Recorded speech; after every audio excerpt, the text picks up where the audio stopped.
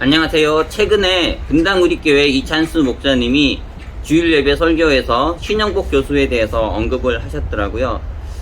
이찬수 목사님은 이전에 설교에서 신영복 교수에 대해서 언급하셨다가 많은 비판을 받으셨고 논란이 됐었는데 좀 해명을 하고 싶으셨던 것 같아요. 최근에 이제 이재명 교회 성도 논란이 있었고 그것에 대해서 해명하는 과정에서 또 한번 어려움을 겪으신 데다가 대선 시즌, 정치가 중요한 시즌이다 보니까 더 뭐 이런 주제에 대해서 좀 민감해지신 것 같습니다. 그런데 제가 그 설교 내용을 보니까 좀 실망스럽더라고요. 어디가 실망스러운지 제가 여러분과 좀 나누겠습니다. 이찬수 목사님은 한국교회에서 매우 큰 역할을 하시는, 매우 큰 영향력을 미치는 목사님이라 할 수 있습니다. 가장 많은 성도들이 이찬수 목사님의 설교를 들어요. 유튜브나 이런 거 조회수 보면은 거의 압도적이라 할 수도 있을 정도입니다. 그만큼 많은 분들에게 영향을 미치기 때문에 이찬수 목사님 설교는 매우 우리가 주목해 봐야 될 것이고, 또 그 부분에 대해서 좀 조언도 해드리고 비판도 해드리고 또 잘하는 부분은 칭찬도 해드리는 것이 필요하다고 생각이 들어요.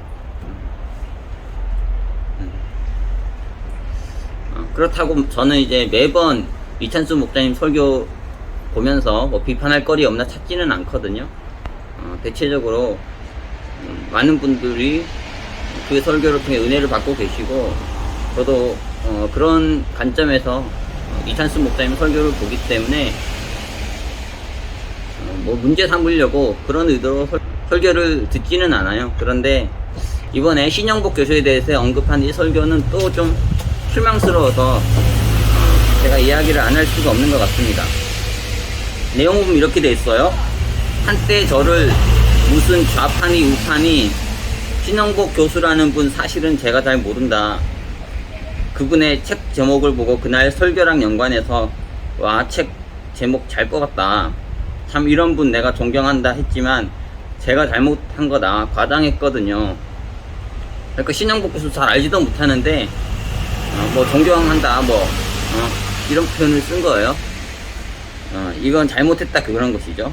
그런데 내용도 보면은, 그런데 그 오래전 설교 다 뒤져가지고 뭘 실수했는지 잡아내서 이걸 가지고 좌파니 우파니 그렇게 올가미를 씌우는 그것, 저는 그런 목사님이 계시고 그런 크리스천이 계시다면 악하다기보다 스케일이 작은 것이다. 그러니까 이제 이런 이찬수 목사님 설교를 이렇게 오래전 설교를 막 뒤적거리고 실수했는지 뭐가 잘못됐는지 이렇게 잡아내고 뭐 좌파니 우파니 이런 올가미 씌우려고 하고, 그런 목사님이나 크리스천은 악하다고는 표현을 못 하셨는데 스케일이 작다 이렇게 표현을 하셨어요. 우리끼리 그렇게 맨날 싸우고 정지하고 그래서 되겠나. 제가 분노했던 거는 그런 거짓된 뉴스 때문에 할머니 권사님이 이찬수 목사라는 사람이 좌파라며 그 사람 설교 안 들어. 저는요 그 할머니한테 가서 무릎을 꿇고 싶다. 저 그런 사람 아니라고. 지금 좌파가 옳다 우파가 옳다 이런 얘기를 하는 게 아니다. 저는 모든 그리스도인들이 이런 것에 선입견을 갖지 않고 복음을 받게 되기를 원한다. 모든 성도들이 저에 대해 어떤 선입견 없이 전하는 복음에만 그것만 듣고 그것만 집중하기를 바란다는 거. 여러분 아시잖아요. 강단에서 정치 이야기 죽어도 안 하는 거. 좌파면 어떻고 우파면 어떤가. 이 자리는 그런 정치하는 자리가 아니다. 이렇게 얘기하셨거든요. 제가 일단은 이제 목사님은 한국을 대표하는 목회자 중에 한 분이시기 때문에, 또 가장 많은 분들이 그 설교를 듣기 때문에 그리고 얼마나 그 밑에 좋은 댓글들이 많이 달리니까 많은 칭찬도 받으시고 많은 존경도 받으시고 소위 인기 목회자, 유명 목회자가 되지 않으셨습니까? 하지만 그런 거는 열심히 들으면서 자신에 대한 어떤 비판, 반대 의견을 듣지 않으려고 하는 것은 저는 절대로 옳은 자세는 아니라고 보거든요. 물론 이제 정말 악의적으로 이렇게 하는 경우 그거는 좀 문제 있을 수 있지만 반대 의견에 대해서, 비판하는 의견에 대해서 참고하고 들으시는 것이 이찬수 목사님의 성장에 성숙에 또 더 올바른 교계의 지도자, 교회의 지도자로서 영향을 미치는데 아주 중요한 부분이라고 저는 생각이 듭니다. 그래서 이찬수 목사님이 자신을 좋아하는 메시지만 들으려 하지 마시고 그런 비판하는 메시지가 있을 때 한번 좀 진지하게 공격으로만 받지 마시고 오히려 이찬수 목사님 도와주고 살려주려고 하는 것일 수도 있으니까 그런 자세로 한번 들으셨으면 좋겠어요. 그리고 또 한 가지 지적하고 싶은 것은 신영복 솔직히 잘 모른다. 교수님들이 잘 모르는데 책 제목 보고 존경한다 했다 이렇게 표현하셨거든요. 저는 그 말씀을 보면서 어떻게 말해야 되겠습니까? 솔직히 실망스러웠어요. 절망스럽고 한국에 그래도 대표하는 목회자이신데 공부는 좀 하셔야죠. 신영복 교수 잘 모른다 이런 게 말이 됩니까? 목회자라면은 이 시대의 어떤 문제들에 대해서 특히 뭐 이념과 사상과 이건 치열한 문제 아니겠습니까? 누구보다 깊이 공부해서 좋은 것은 좋게 나쁜 것은 나쁘게 가르치고 분별할 수 있게 가르쳐 주셔야 되잖아요. 잘 모른다? 이게 지금 한국을 대표하는 목회자가 할 얘기입니까? 이찬수 목사님이 정말 잘 모르시고 하셨다면은 아시고도 하셨다면 거짓이고요. 신영복 교수에 잘 아시면서 존경했다 하시면은 그것도 문제지만 진짜 사실이어서 진짜 잘 모르셨다고 한다면 그 무지함에 참 슬픔을 느끼고 절망감을 느끼게 되는 것 같아요. 동시에 잘 알지도 못하는 사람을 어떻게 존경한다 그럽니까? 제목 보고 존경한다 그래요? 그게 단순한 과장입니까? 이게 설교는 하나님 말씀을 전하는 것인데 진실해야 되잖아요. 멋있는 설교, 뭐 대단한 설교는 아니라도 거짓된 설교는 하지 않아야 되지 않겠습니까? 어떻게 책 제목 보고 와 책 제목 잘 잡았네 하면서 존경한다 그런다고요? 진짜 잘 무지한 건가? 잘 모르는 건가? 그래도 절망스럽고요. 근데 잘 모르고 무지한 어떤 대상에 대해서 존경한다는 말을 표현한다? 제목 보고요? 저는 좀 이상한 것 같아요. 이찬수 목사님, 저는 솔직하게 개인적으로 저도 좀 많은 주위의 분들로부터 진실하다, 솔직하다, 진정성 있다 이런 얘기를 조금 듣는 스타일인데요.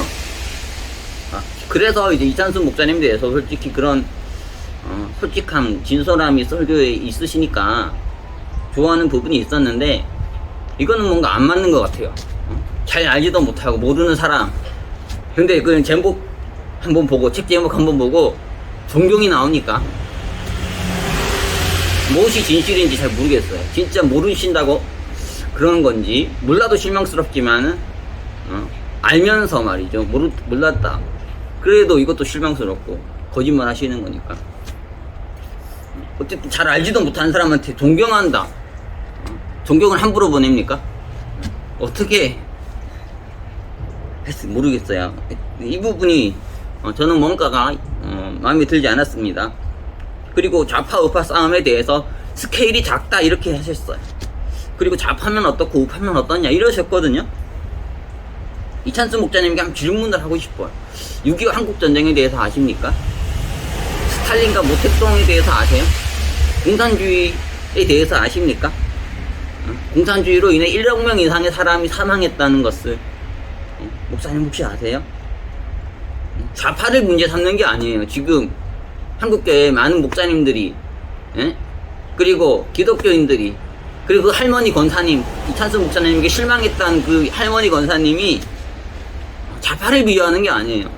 뭘 비하하냐면 공산주의자 좌파 중에서 압력하고 있는 좌파들을 이용하고 있는 좌파들과 더불어 있는 함께 하고 있는 주사파 공산주의자들을 문제 삼는 것이죠.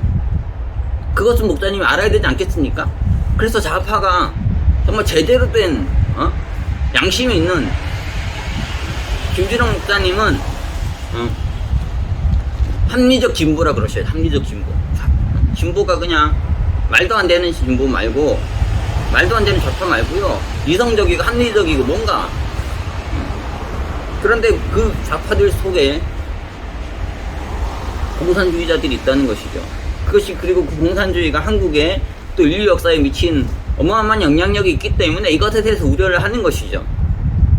그러니까 이찬수 목사님 같은 분도 정말 훌륭한 지도자로서 이 시대의 역할을 하기 위해서는 이 좌파들 속에 있는 이 공산주의자들, 주사파들은 분별을 해내셔야 되는 거예요. 이 부분은 얘기를 하셔야 되는 거예요. 그래서 건강한 좌파, 건강한 진보가 있어야지 이 나라가 국민들이 그들이 정권을 잡아도 마음 편하게 살 수 있죠. 걱정하지 않고. 그리고 이 고전적인 공산주의자를 떠나서 최근에는 동성애와 트랜스젠더 등 LGBT 성소수자 이슈를 가지고 이 시대를 어렵게 하는 많은 기독교인들과 교회를 무너뜨리는 신막시즘, 네오막시즘이 있거든요. 신공산주의 혹시 아시죠?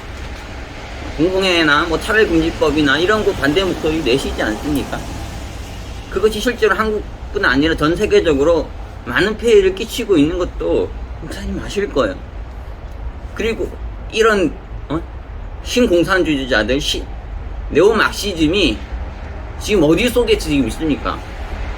우파들 중에는 그런 사람 별로 없는데 좌파들 중에 이들이 숨어서 들어가 있다는 것이죠.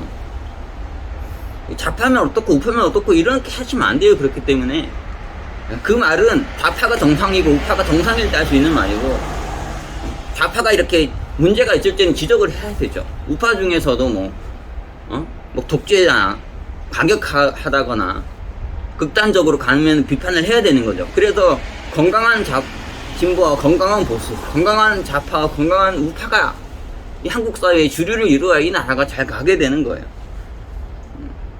그런데 이 제대로 안 가니까 문제가 되는 거죠. 좌파 속에도 그런 이들이 있고 우파 속에도 우려스러운 이들이 있지만, 지금은 이 좌파 속에 압력해 있는 이 공산주의자들, 네오막시스트, 막시즘, 신공산주의자들이 너무 많이 있다는 거예요.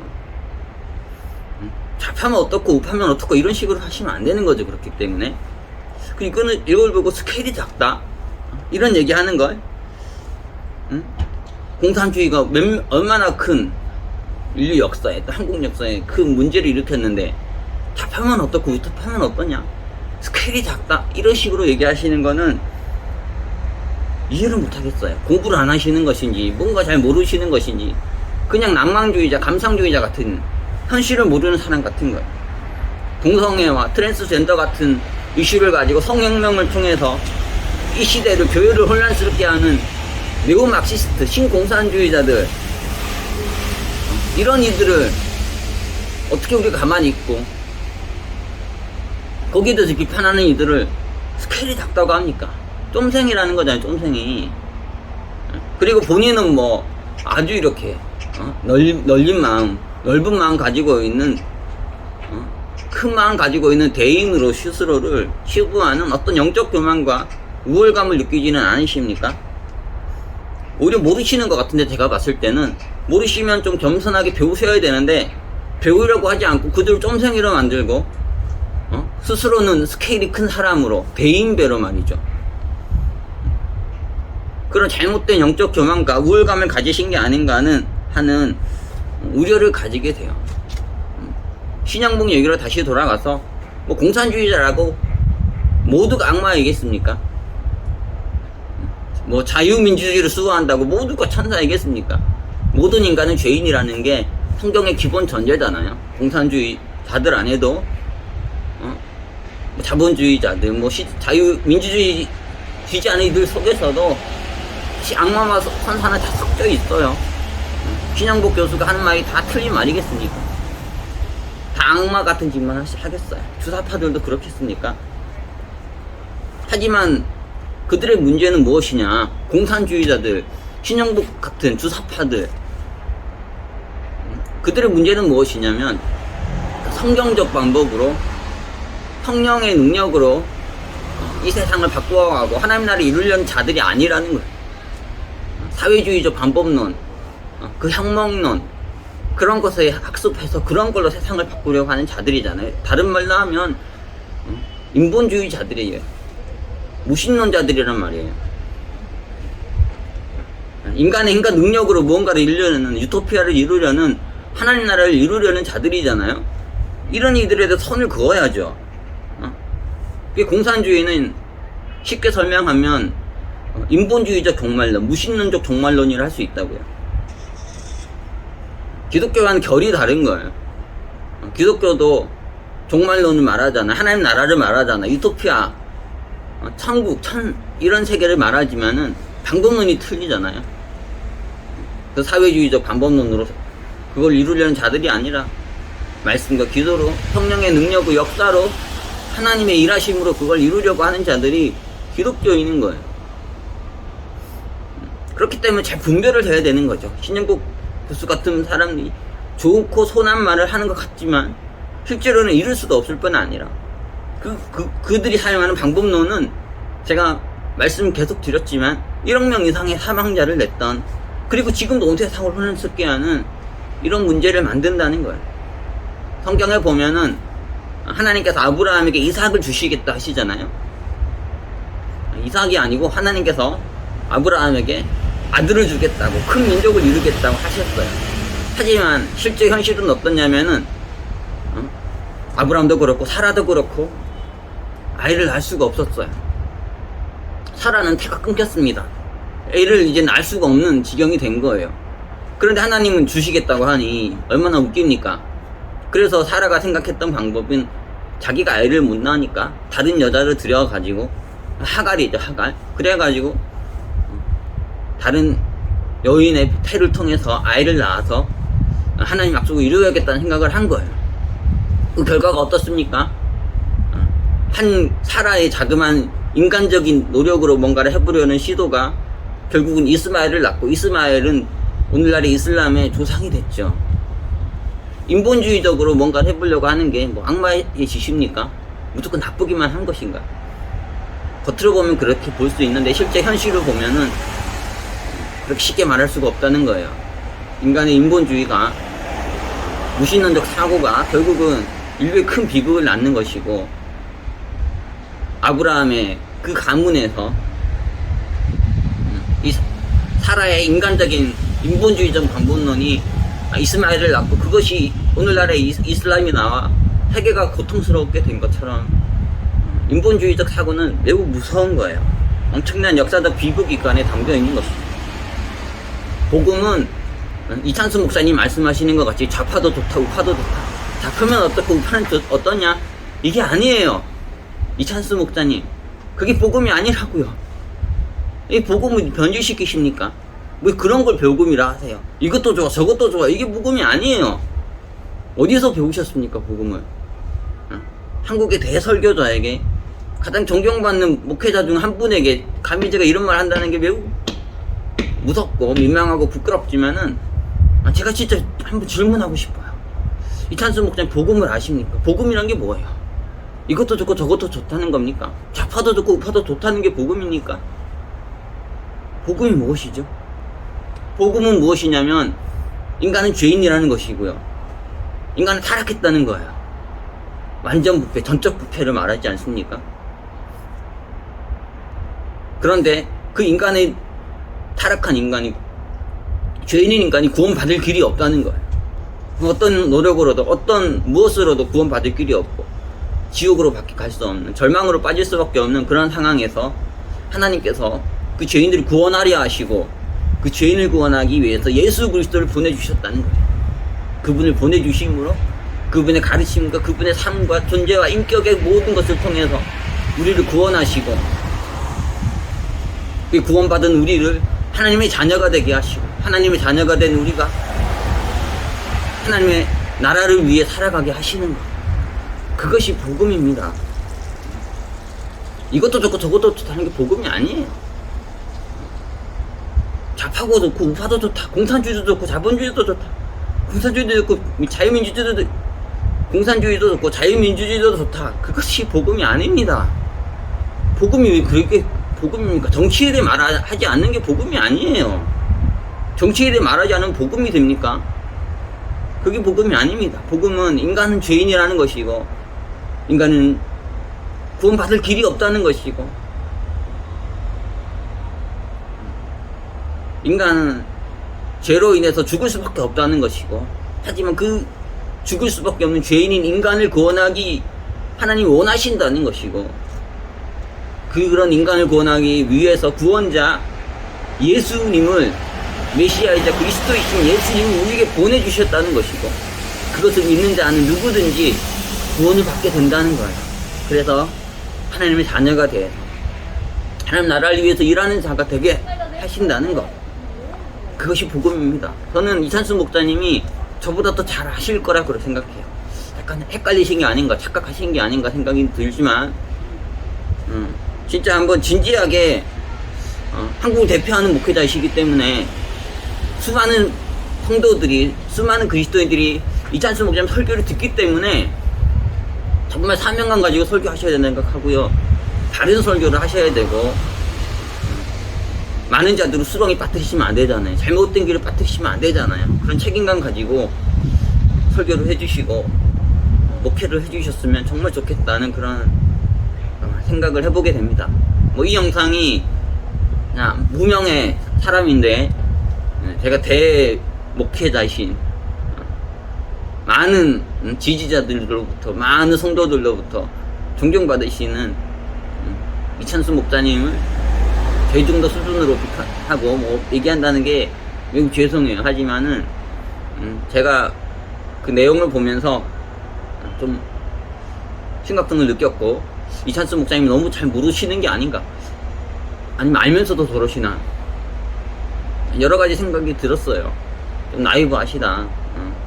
그냥 좋은 게 좋은 거라는 식으로 모든 걸 보려고 하시는 게 아닌가, 그런 생각이 들었어요.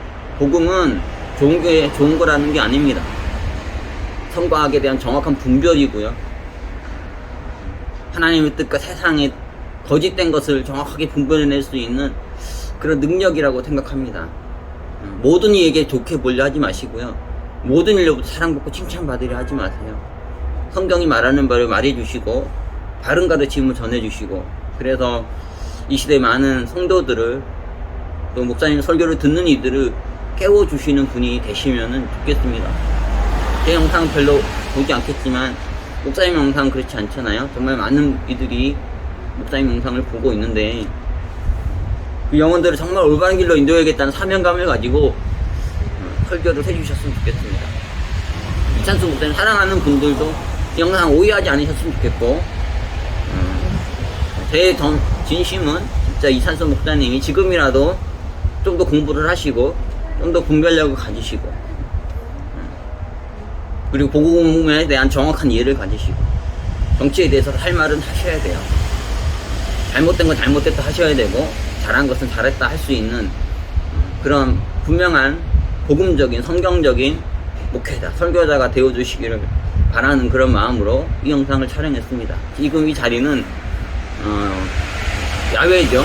제가 요즘 너무 바빠가지고 따로 영상을 찍을 시간이 없는데, 오늘 좀 여유가 생겼는데 어디 가기가 좀 뭐해가지고 외부에서 영상을 촬영하게 됐습니다. 부족하지만 그래도 이 자연을 보시면서, 또 눈도 보시면서 여러분에게 좀이라도 유익이 되는 그런 영상이 되었으면 좋겠습니다.